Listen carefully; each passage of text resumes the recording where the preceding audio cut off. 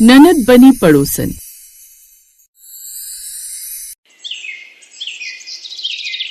सुबह के 7 बजे थे।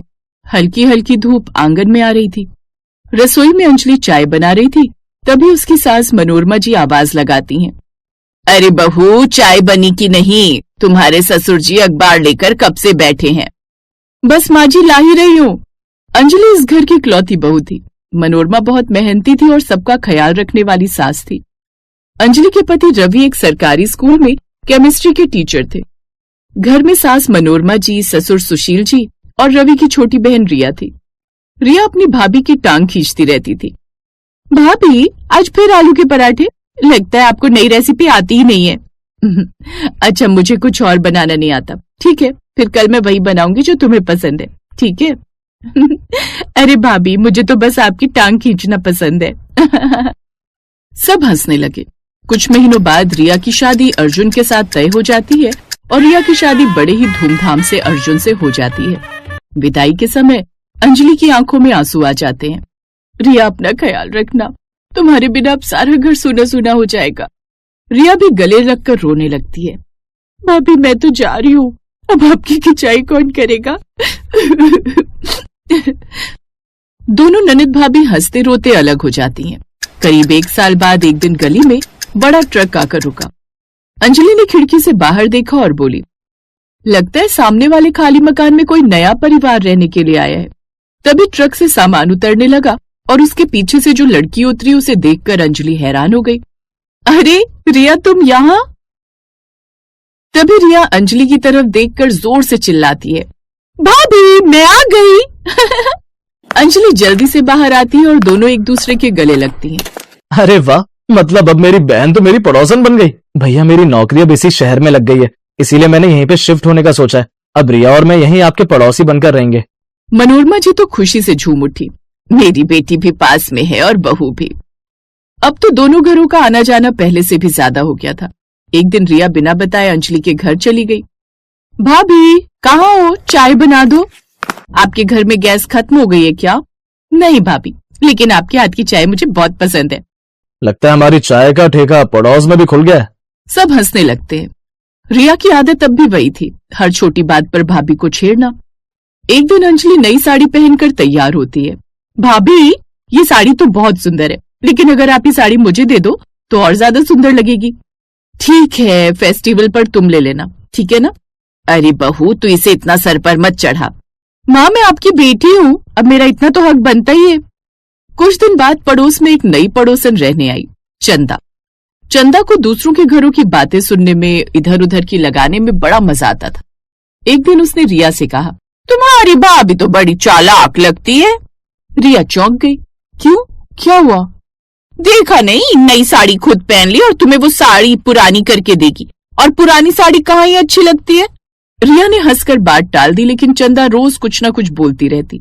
धीरे धीरे रिया के मन में छोटी छोटी बातें चुभने लगी थी। रक्षाबंधन आया। अंजलि ने रिया के लिए उसकी पसंद की महंगी साड़ी खरीदी, लेकिन उससे पहले ही चंदा फिर पहुंच गई। देख लेना रिया, जो साड़ी तुम्हारी भाभी तुम्हें देगी वो सबसे सस्ती और बेकार साड़ी होगी। हाँ। रिया कुछ नहीं बोली। शाम को जब रिया ने गिफ्ट लिया तो गिफ्ट को बिना खोले ही बोली, भाभी गिफ्ट रहने दीजिए। अंजलि हैरान हो गई। क्या हुआ रिया, आज तुमने गिफ्ट के लिए मना कर दिया, लेकिन क्यों? कुछ हुआ है क्या? सब ठीक तो है ना? कुछ नहीं भाभी, बस ऐसे ही। रिया का व्यवहार एकदम बदलने लगा था। अब पहले जैसा हंसी मजाक होना बंद हो गया था। रिया पहले दिन में 4 बार आती थी, अब 4 दिन तक भी नहीं आती। अंजलि को रिया की बहुत फिक्र होने लगी। एक दिन उसने अर्जुन से पूछा, अर्जुन जी सब ठीक है ना? अर्जुन ने लंबी सांस लेते हुए कहा, भाभी, मुझे भी कुछ समझ नहीं आ रहा, छोटी छोटी बातों पर नाराज हो जाती है, पता नहीं इसका क्या हो गया। उधर चंदा रोज आग में घी डाल रही थी। देखो, तुम्हारी भाभी सबको दिखाती है कि वो कितनी अच्छी है और तुम्हारा कितना ख्याल रखती है। तुम्हें पता है, पूरे मोहल्ले में बस उनकी तारीफ होती रहती है और अब मुझ पर तो कोई ध्यान ही नहीं देता है। धीरे धीरे रिया को अपनी ही भाभी से जलन होने लगी। एक दिन मोहल्ले में तीज त्योहार के लिए प्रोग्राम हुआ। अंजलि को महिलाओं ने स्टेज पर एंकर की जिम्मेदारी दी और अंजलि ने भी अपनी जिम्मेदारी बहुत अच्छे से निभाई। सब लोग अंजलि की तारीफ कर रहे थे। ये देखकर रिया का चेहरा उतर गया। चंदा बोली, देखा, तुम्हें तो कोई पूछ भी नहीं रहा है, जिसे देखो बस अंजलि की तारीफ कर रहा है। रिया चुपचाप वहां से चली जाती है, लेकिन ये सब होते हुए अंजलि देख लेती है। अंजलि तुरंत चंदा के पास जाती है और बोलती है, चंदा, तूने मेरी ननद से अभी क्या बोला था कि वो ऐसे उदास होकर क्यों चली गई यहाँ से? अरे अंजलि दीदी, वो मैंने तो कुछ नहीं बोला उससे। अरे अंजलि बेटा, इसकी बातों में मत आना, ये तो सबको एक दूसरे के खिलाफ भड़काती है और इसने ही तेरे और रिया बेटी के बीच में दरार डाली होगी। मैंने इसे कई बार रिया बेटी से बात करते हुए देखा था। क्या पुष्पा आंटी, मतलब इसने मेरी ननद को मेरे ही खिलाफ भड़काया, इसीलिए रिया कुछ दिनों से मुझसे ढंग से बात भी नहीं कर रही थी। चंदा, अब तू इस मोहल्ले में नहीं रहेगी, तू यहाँ से निकल जा, वरना मैं तेरे खिलाफ कंप्लेन कर दूंगी और कोई भी तुझे घर नहीं देगा रहने के लिए। मुझे माफ कर दो दीदी, मेरे से बहुत बड़ी गलती हो गई। आज के बाद मैं ऐसा कभी नहीं करूंगी। मैं जाकर अभी रिया से भी माफी मांग लूंगी। अंजलि चंदा को लेकर रिया के घर जाती है और रिया को समझाती है। चंदा रिया से माफी मांगती है और बोलती है, रिया बहन, मुझे माफ कर दो, मैंने तुम्हें तुम्हारी भाभी के खिलाफ भड़काया था, जबकि ऐसा वैसा कुछ भी नहीं था। प्लीज मुझे माफ कर दो। चंदा, तुमने ये सही नहीं किया, आज के बाद मुझसे कभी बात मत करना, मैं तुम्हारी शक्ल भी नहीं देखना चाहती। चंदा वहां से चली जाती है और रिया अंजलि से बोलती है, भाभी मुझे माफ कर दो, मैंने आपको गलत समझा, मुझसे बहुत बड़ी गलती हो गई। कोई बात नहीं रिया, तुम्हारी इसमें कोई गलती नहीं, जिसकी गलती थी उसको सजा मिल गई है। कुछ लोग एक दूसरे के मन में उनकी करीबियों के खिलाफ ही गलतफहमियां पैदा कर देते हैं। आपने बिल्कुल सही कहा भैया। चलो, अंत भला तो सब भला, आखिर दोनों ननद भाभी फिर से एक हो ही गई। सही कहा आपने दामाद जी, आखिर इन दोनों का रिश्ता इतना मजबूत है कि कोई भी इन दोनों को अलग नहीं कर सकता है। जी बिल्कुल माँ जी। अब सबकी गलतफहमियां दूर हो चुकी थी। अंजलि और रिया पहले जैसे ही हंसने बोलने लगते हैं। ये सब देखकर पूरा घर खुश होता है।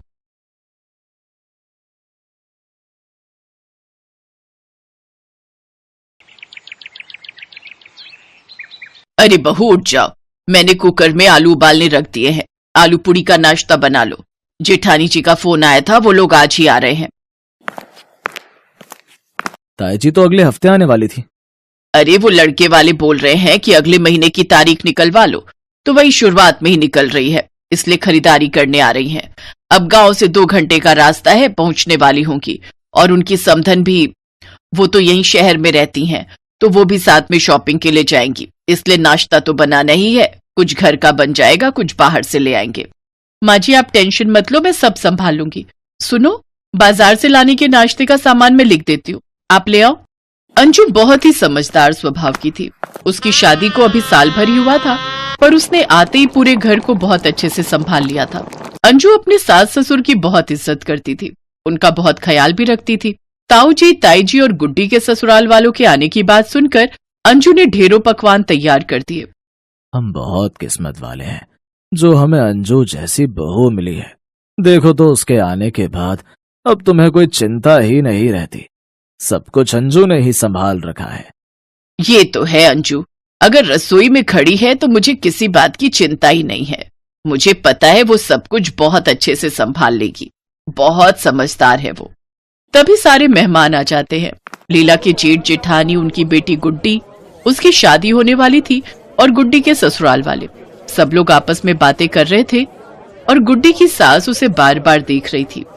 क्या बात है गुड्डी, तुम बार बार सिर में खुजली क्यों कर रही हो?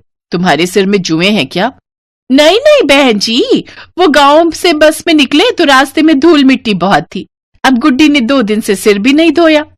वो 2-3 दिन से सिर नहीं धोया है तो सिर बहुत खुजली कर रहा है। फिर ठीक है, क्योंकि जुएं सिर में होना बहुत गलत बात है। पता चला हम शादी करके तुम्हें अपने घर ले जाएं और तुम हमारे घर में जाकर सबके सिर में जुएं पैदा कर दो। हमारे पड़ोस में एक रहने वाली है, उसकी बहू के सिर में जुएं जाती ही नहीं, जब देखो तब उसका सिर हाथ में रहता है, खुजलाती रहती है। अब हमारे में तो कहावत है कि लड़की अगर शादी होकर जाए और उसके सिर में जुएं हो तो वो भी साथ में ब्याही जाती हैं, यानी कि फिर सिर से जुएं निकलती नहीं है। नहीं नहीं बहन जी, हमारे घर में किसी के भी सिर में जुएं नहीं है, इस बात के लिए बेफिक्र रहो। गुड्डी बेटा, अभी तो तुम बाजार जा रही हो, एक काम करना, रात में अच्छे से सिर धो लेना। वैसे भी गर्मियां हैं, गर्मियों में तो रात में भी सिर धोया जाता है।